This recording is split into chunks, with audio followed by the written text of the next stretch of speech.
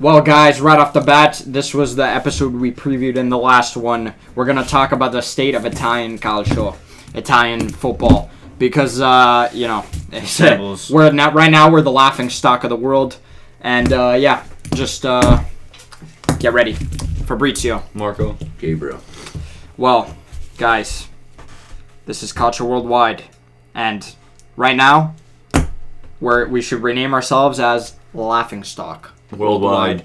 Because Italy as a whole, from international stage and in the club stage, we're just self-sabotaging ourselves. No, we're in shambles. We're in shambles. But shambles. Let's just start first with what have we been doing internationally? Well, the U20. We thought there was a semblance of hope.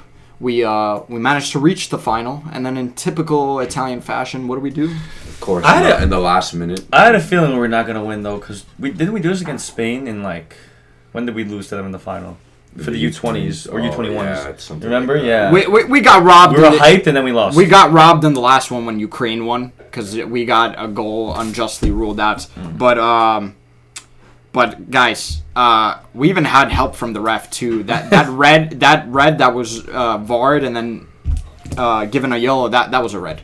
That was a straight red. That is the truth. I think the U20s. I mean, I watched a couple of games.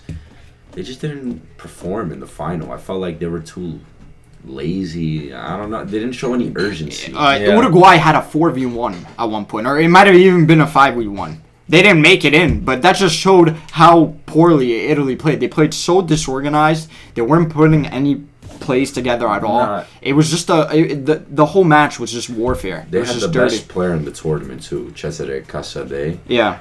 Just 7 goals. He did absolutely nothing in the final. It's there's a lot of great talent on that U20 team. Bafundi. That's the takeaway from all of this. Yeah. There's great talent. Yeah. The goalkeeper too. But if it's phenomenal. If we use them to how we should be using them, then we will be progressing, and you'll see maybe World Cups and Euros in the future. But if we don't use them the way we haven't been using our youth, we're not going to go anywhere. Hey, Uruguay deserved to win. I was watching the game when it was 0-0. I'm like, Uruguay deserves to win. They're good too. They are good. Uruguay's U20. Can't take the weight. I thought Italy had the tools to win. They had the more talented players, in my opinion. Yeah, but it didn't seem that way. Uruguay outplayed Italy. We played into their game. They pressed us the entire time. They were putting passes together. I don't know how they did not make that 4v1 or 5v1, whatever. They wanted it more. Yeah, and Italy even deserved...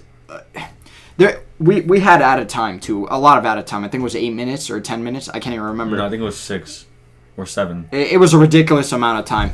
And what do? We just send that. We didn't even put any plays together. We rushed it. We just sended the ball over the top, hoping somebody was there. There was nobody there.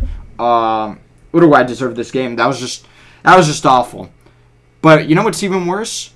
On our main team, the Nations League. Yeah, it's a tournament, whatever.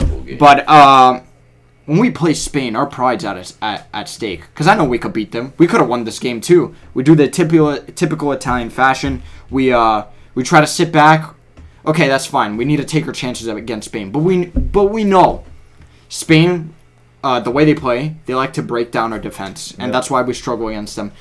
We were putting 2 defenders on 1 player. We left so many gaps open, and that's how Spain scored their goals. But Mancini didn't even start all the players that have been doing well for these Italian clubs.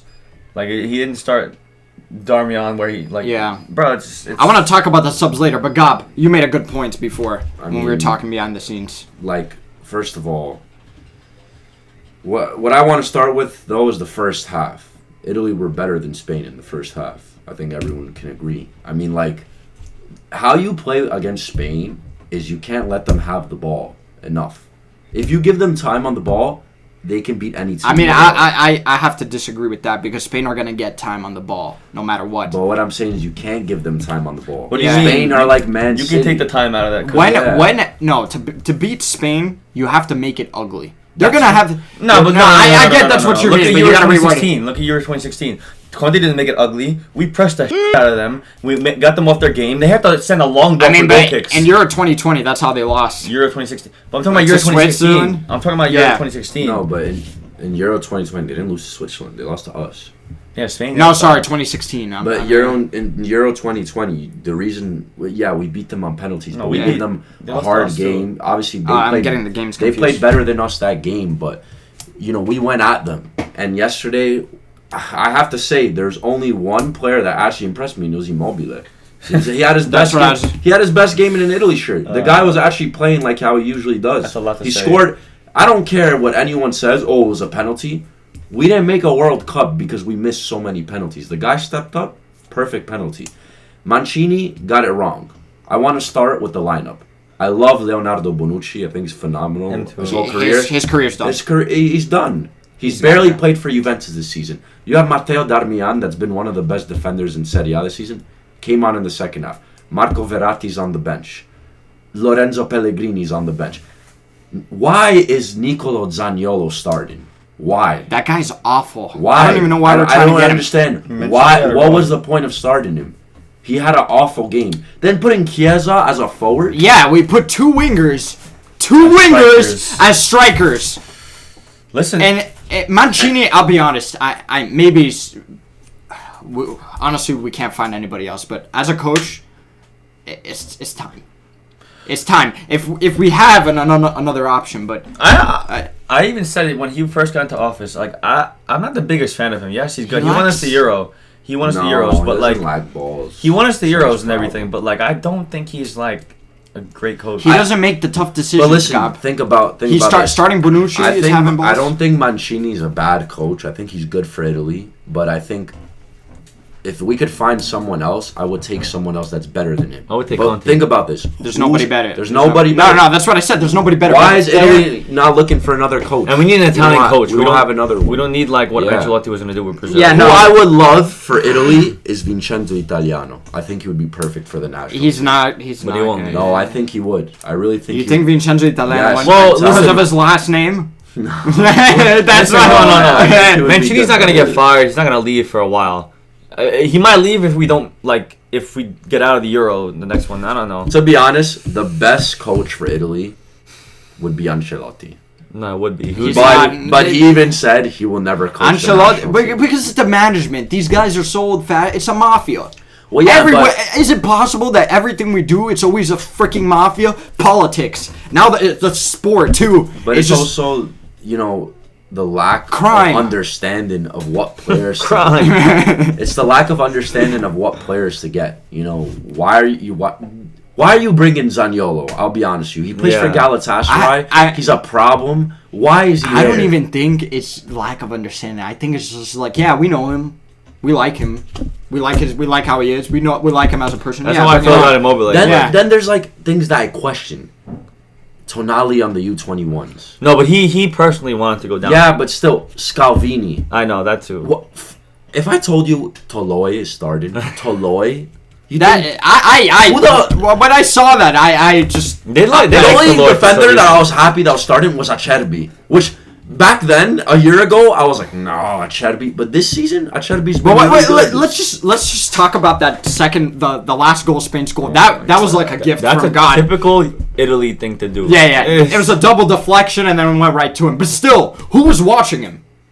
No. Who was watching him? No, to be honest, the deflection right in front of the goal. But still, the shot. Close the shot. Rodri. Yeah. Rodri was the best player on the field. But the fullback. Who was playing fullback at the time? I forgot. Who did they take off? Well, Di Marco and Di Lorenzo. No, they brought on Spina on, or they took him off. No, they took Di Marco came on. Yeah. Oh no, yeah. Sorry, yeah. Di Marco came on. Di Marco should have been watching him. But the main thing is when Rodri. First of all, Spain's best player is Rodri. I think everyone knows that. The guy almost scored a bicycle. He got player of the game. All you had to do he should have. is close him on the outside. When he was about to take that long shot, close him down quick. And we didn't do that. What Italy did wrong in the second half, because we were better in the first half, he took off Immobile, right? Now we have no striker at all. Immobile he put the two... What they kept doing is putting the ball in behind because Spain have slow center backs. And you know what he did? Just gave them the possession. We lost the ball all the time. We kept putting it was horrible. You forgot. We kept putting. Sorry, what were you? No, I was just saying they like drop. Even the Italian teams like Serie A, they like dropping back in a line, and that's why no one steps. Like, bro, why are you in a line? Why is everyone in a line? Also, that's why Rodri's open for both the Inter game and now the Italy game. Because there's a lot. Why do you go in a line? Someone stepped at him. I don't understand. We had a big chance at one point that should have been put in. Di Lorenzo had a big chance. Yes, but Fratesi. Yeah. Fratesi should have put that in. But the keeper? Yeah. Yeah. The ball then went right to him. He could have had that. That's just lack of attacking knowledge. He's also young. But still... No, it's true. Italy has... That's what we're missing. In the back... I know. We've downgraded as a team. Not just skill, but intelligence-wise. Intellect. Yes, Italy's mindset is... Yeah, we defend. We focus on defend. But back in the day, we had players that could score. We still knew how to put it into the back of the net. It's like we've downgraded, and now we think, oh yeah, we gotta defend. Yeah, and we don't drill. It seems like we don't drill attacking situations because who is scoring for us? No, we're not. We're not like advancing in this modern football era. Like, I don't know what's wrong with Italian football. We're not advancing at all. I think the main problem, though... It's these boomers up in the... The main problem is I don't want to use that word, but... The main problem is this, though. In Euro 2020, Italy had an identity. If you looked at the team sheet, you had Chiellini and Bonucci in the back. Solid. You had Di Lorenzo, Spinazzola, and the fullbacks. Solid. Then you had the midfield, a trio of Jorginho, Verratti, Barella. Solid. You knew what you were getting. The forwards, you knew what you were getting. Insigne, Chiesa, and Immobile. But no goal. But what I'm trying to say, this is really important. When you have a team, you have to find your strength and a style you're gonna do with your team. So in Italy in Euro 2020, everyone knew what our game was. Spinazzola gets forward, right? Insigne comes short, and Chiesa always makes that run in behind. We had this style that we'd play. And now when I saw yesterday, it's just possession with no purpose. Old Italy. That's what I mean. We're lost. Yeah, no, the old Italy. We're lost. This just makes me want to cry when I saw that. I didn't cry, but I not cry. Just no. But it's just something. I'm so lost. I'm so void of emotions. There's nothing there anymore. I had no reaction. Especially you. Like, I don't know what you've been through this year. Yeah. It's just we've been through it. You've been through it. Yeah, I mean, you go through it for your whole life, so I guess we're used to it. You're not. I'm just not. No, it's exactly it. Listen, when I watched 06, I was 9 years old. No, sorry, I was 8 years old. That was probably my introduction to international football, pretty much. That I thought, yeah, it's Italy. We're this great team. We have 4 World Cups. Only team ahead of us is Brazil. We'll catch up to them one day, guys. Like, I thought Italy was always supposed to be this great team, and then now we just fell. Ever since 06, we haven't done anything. We just look at the past. That's besides the Euro, but like I tell everyone that I know, really doesn't mean shit. Exactly, because it doesn't mean. No, it means something. No, it means something, but now it doesn't. I mean, it's in the middle of. And so what does it mean? No, it would have meant something if we at least qualified for the World Cup. When Spain won Euro 2008, they progressed. When we won Euro 2020, we've gone down. Exactly. They won 08, and then 2010. No. And then 2012. No, but that's what I'm saying. We're stuck in the old ways. We didn't evolve. It's because all these old people in the higher management that don't want to make a change. I have a question. That's what it is for like all 3 of us. I'll answer it at the end, but. So I was reading something where there's a problem clearly with Italy, and mainly the problem's the attacking talent. You don't have a lot of attacking talent. Think about this. Gianluca Scamacca in 2018, remember we watched that Italy-Ukraine game and he got his goal robbed. He scored a bicycle kick. We should have won that game. That was a Forget about that, but that game caught my eye because I looked at Scamacca and I said, this guy can actually be, the guy that we're looking for up top. Years go on now. He's at West Ham and he's doing nothing. He got injured, whatever. There's a problem right now in Italy of how they treat their attacking players. And I think I have an idea of what it is. Mancini says that more players need to go abroad to the Prem and they need to learn new experiences. That's complete nonsense. I think that's not the case. Do you know what's the main case? Is that look at every Italian club in Serie A. Who's their striker? It's not an Italian. Juventus, Vlahovic. Napoli, Osimhen, Roma, Abraham, Inter, Lautaro. No, these guys aren't getting game time. That's the main. But thing. I think also it's due to the way we play. These Italian guys are just the strikers. They're not.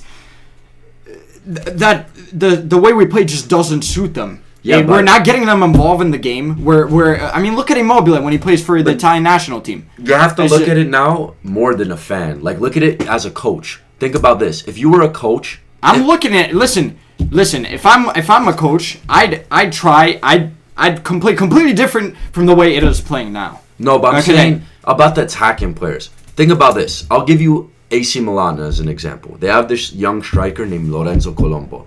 I think he's a very good striker, right? But what do all Italian teams do when they have a young striker? They send them out on loan to a lower team like a Lecce, Empoli. That is the wrong thing to do, and I'll tell you why. You're putting so much pressure on that youngster when he gets to that youth team. He's going to be the starting striker. He's going to score 3 goals in like 40 games. What is the smart thing to do? Keep him on your team and make him learn from a top striker like in Milan, like Zlatan. If Colombo stayed at Milan, he could have learned from Zlatan. He could have sat on the bench, played a couple of games, learned. I mean, yes. No, that is the problem. That is the problem. That is the main issue. I also think the way we, in the youth academies, the way we structure this, we're just not, we've lost our identity. I think that's one too. I think we're just looking for the now. We're looking to win now. But I think that is the main reason. And I'll give you just one more example. In 2010, Inter won the Champions League. There was an Italian striker who won it. Who was that? Balotelli. Mourinho didn't send him out on loan. He kept him and he learned from Eto'o a lot. And what happened after? A year or two later, he exploded. Especially in 2020. And then that's the way he turned into what he was. But that's but we're not recognizing. Of course. I mean, you could say it too with Del Piero and Baggio. I mean, Del Piero wouldn't have been what he was, I think, if he didn't have Baggio to learn from. Obviously, he was very talented, but But listen, that's the international stage. What's wrong? And this bleeds into club football with the same mentality. I mean, first off, Milan. Wow. Yeah, I'm baffled by that. That like, their president is an American. And we all know Americans don't understand jack about the game. No, I think it's a franchise. Yeah, they think it's a franchise, and he treats it like baseball. You're going to get rid of the guy who's been the main source of Milan's success, not just as a player, but as a board member, coaching the youth academies as well. The face of Milan, the face of Italian football. The reason why they want to leave. Yes, the reason, and you're gonna just get rid of him. Like, that is complete disrespect. I hate Milan, and I'm saying this. That is just a slap in the face. That is disrespectful. Yeah. I don't care what team you support. You should be against crap like this. Against American, we're American, but I mean against these guys influencing. But apparently the reason game. why Maldini got fired was because the president Cardinale, I think that's his name, he wasn't agreeing with the transfers that Maldini made in the summer. A big one's De Catelare. Like, he got mad over that, apparently, saying that you signed a lot of players this summer, they didn't turn out, and Maldini was like, give me another chance this summer, and I'm going to get, better players, and that he didn't want That's also another problem. All these boards want it now. That's what I'm saying. Yeah. They're thinking about the now, especially you guys. You guys are thinking about the now. At this point, like, you guys, the now isn't happening, so just plan for the future. Future. You want to be in ruins for the next 5 years, or you want to be in development for the next 5 years. And what's happening with Maldini carries out to other Serie A clubs too. But there's no excuse to get rid of him. None. Okay? That's what I mean, though. Like, think about the fall of Milan in, like, 2012 to, like, what it was. Maldini's the one that built them back up from scratch. He's the big reason. He carried them to glory as a player, and then he saw what was happening. He carried them to where they are now. There was only going up for Milan with Maldini. And now, It's clear they're going to go downhill. Maldini's a big reason why a lot of these players came back. Like, look, he's the one that called Zlatan, and he's the one that told him, I need you to come back to Milan because I have a good youth, but I need experienced players to help us get back to where we are, win the league. He did that. The boards of these clubs in Serie A have no respect for their legends, no respect for the club's history, the current people in charge. It's absolutely disgraceful. And this bleeds on to Juve. Now, Juve's having money problems. We had issues with which I think talked about. You're the worst of the worst happening in Italy right now. And we are the face of Italy, like you said. Whether you like it or not, Juventus is the face of Italy. That's the reason I started cheering for them when I was a kid. But look, bandwagon. It's not bandwagon. In 06, you literally just explained what a bandwagon is. That's like saying Real Madrid. Yeah, you up because you just. That's not bandwagon. You messed it up what you just said. How I started cheering for Juventus in 2005. Because they were winning. In 2000, no, I said because we're the face of Italy. But anyway, regardless with your idiotic comments, Juventus right now, it's amazing. Whenever you think they couldn't sink any further, they do. Allegri's pretty much guaranteed to stay now. I think he's sinking you guys. Why? No, he's the reason. No, why? But it's just the board. They don't want to pay this money, but it's just common sense that if you lose, the more you lose, because we're going to lose, we're going to lose even more money than whatever we're going to pay Allegri. Giuntoli is probably not going to go to Juve. We have to wait an entire year. I don't know why, though. You still have to wait. The time is now to make moves, and we're not doing that. We're keeping Bonucci. I think I don't know if he's leaving or not. I think it's fine to keep Bonucci. It's fine to keep him, but look, we're keeping Sandro. We're keeping Sandro. Apparently, we got rid of Quadrado. Apparently, one is supposed to stay and the other is supposed to leave. And we got rid of the better one. Re-signing Milik. Some people say, yeah, you're not gonna get a cheap backup striker for $7 million. Fine, but from what I see, we're not making any moves to sign another striker. We're keeping Keane, who's absolutely atrocious. I don't know why. I don't know how you could debate that. You did get rid of. And we're trying to get rid of Vlahovic. The problem is not we're not going to get much money out of Vlahovic. People are looking at the 90 mil, 80 mil. I don't think we should settle for less than 90 mil. But the main problem is our player salaries. Our player salaries is the problem. Who's taking that up? Rabiot, who's probably going. Pogba, who will, let's be honest, he probably won't even play next season. He'll find another reason to not play. Roma. Yeah. He's probably going to the Saudi league. Yeah. Actually, I see him doing that. The problem is our salaries. If we get rid of Vlahovic and we start Keane, and Milik, either one, it's just awful. There's no way we're going to score, especially if Allegri. It's okay. It's just getting... I just hate that I have to watch Juventus next season because I already know what's going to turn out. We're gonna miss the Champions League again. I already know this, and we're still trying to sign midfielders. We're trying to sign Zaniolo, who's I wonder what Allegri's the excuse is gonna be when he gets out of the conference. Like, oh, we're focused on the league. Then he gets fifth in the league. Oh, we're focusing. The board's still gonna keep him until what is he focusing on? I think they're building a team to win the conference league. Yeah. Wow. Yeah. Listen, that's just it. Mister, it's so easy to win. You guys better win it now. You guys better. We're not. I'm telling you right now. We're not. We're not winning next year. We're not winning Coppa Italia. We're not winning Serie A. We're not winning nothing. You might get relegated in the match. At least get rid of Allegri. Can't get rid of. What would you do if they got relegated? I'm not gonna say I'm gonna commit. I can't. How funny would that be? I said that with Italy the other time. But how funny would that be if you guys got relegated? It's not funny for me. But I think now, moving on from Juve, though, it's they're not the only team that's having issues. I think Inter. With the finances. I think this is a big problem with Italian football. It's haven't you noticed they're always forced to sell a star player? Inter's supposedly going to get rid of Lautaro. That happened with Milan in 2012. I said it the last video. It's because they don't know how to sell their rights properly. That's why the Prem has so much money. They have so much money. They call it oil, but no, it's really because they know how to sell their rights. It is oil money. Serie A, no, the PSG is oil money. Serie A is more they just don't know what they're doing, and that's why they get no money. It's a mafia, they got no money. We're appointed. Listen, we're behind. we're like stuck in 2015. Yeah. Seriously. We're really behind. 2015, 2014. Even worse. I think we're stuck from in the 90s. Maybe even 20. Honestly, yeah. Some of us mentality 90s. I have to say though, I want to give one team credit, and I want to give my team credit, Roma, because it's true though. If you're actually, we were supposed to talk about another team, but go ahead, suck your team off. I'm not sucking my team off. I'm giving props to my team because they should. Okay, get props but your team, but they're actually doing it right. No, they're actually doing it right listen, for once. Let me break it down for you. For once.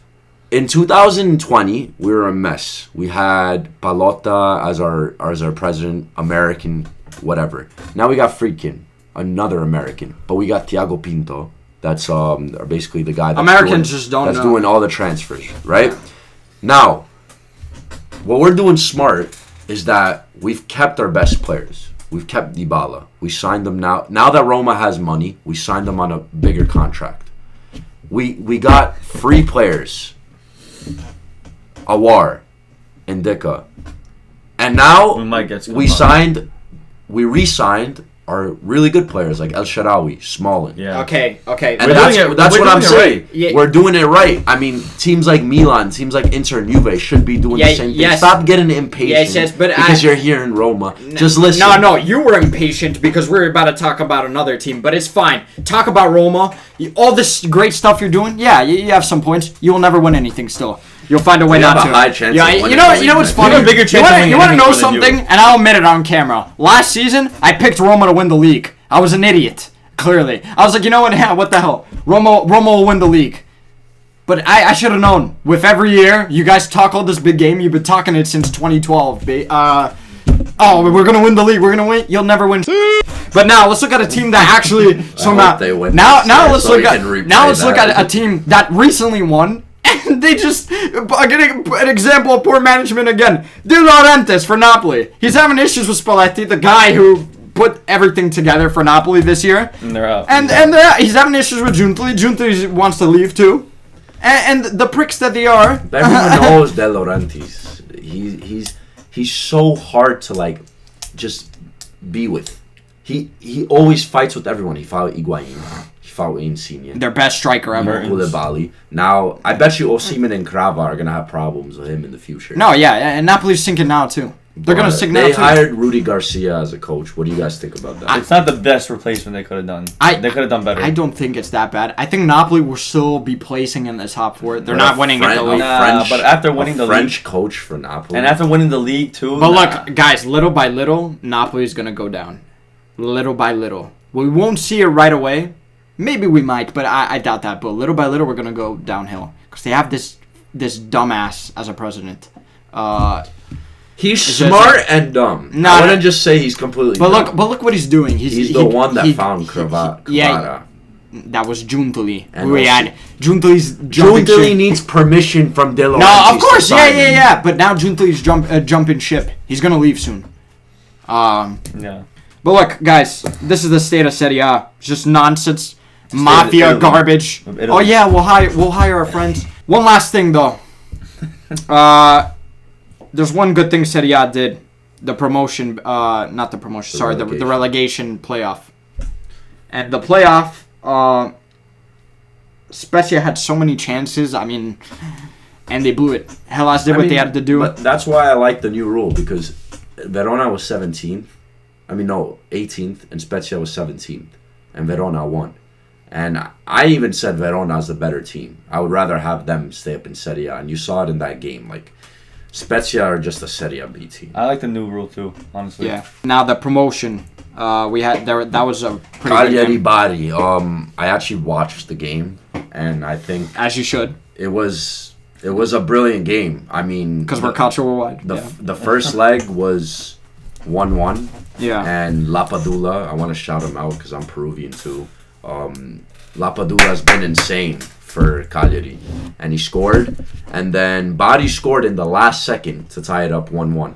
Now, the second leg they played in Bari and Cagliari scored in the 94th minute. That was crazy. And they are going to Serie A. Bari still haven't gone to Serie A in 13 years. Cool. But what I want to talk about is Mr. Claudio Ranieri.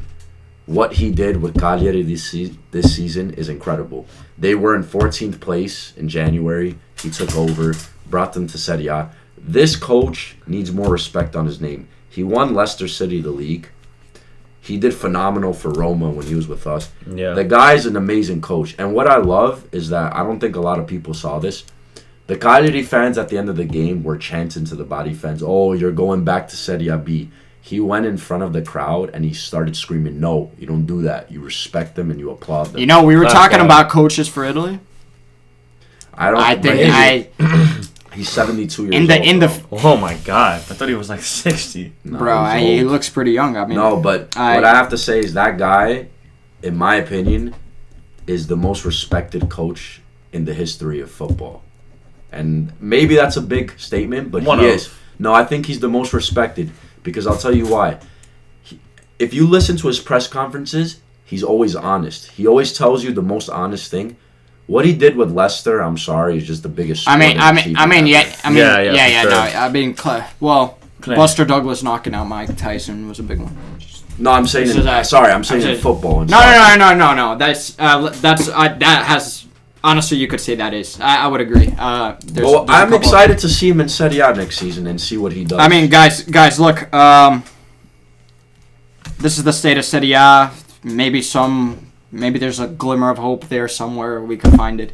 But the truth is, Italy's got to wake up. It's time we get rid of It's time we get rid of the old dinosaurs. It's time. We said this in 2010, though. Get rid of dead rate. Yeah, I know. We've been saying it for years. So when? I don't know. But it's time that we actually invest in the youth. In my lifetime, I see them. And I think we will. They'll come back eventually. But right now, we're in shambles. Yep.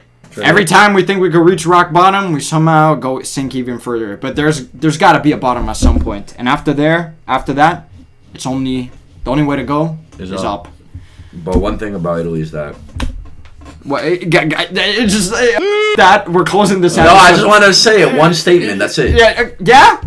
End of Culture Worldwide. It ends, guys. Sorry. Tune in to our next episode. But just say it real quick. When Italy's always down at the bottom, we always come up. Oh, there we go. Yeah. All right, guys. End of Culture Worldwide. Follow us on TikTok and Instagram if you like. Like and subscribe. Share. Yeah. Wait, what did you say? IFTV? Yeah, I said see you next time on IFTV. What the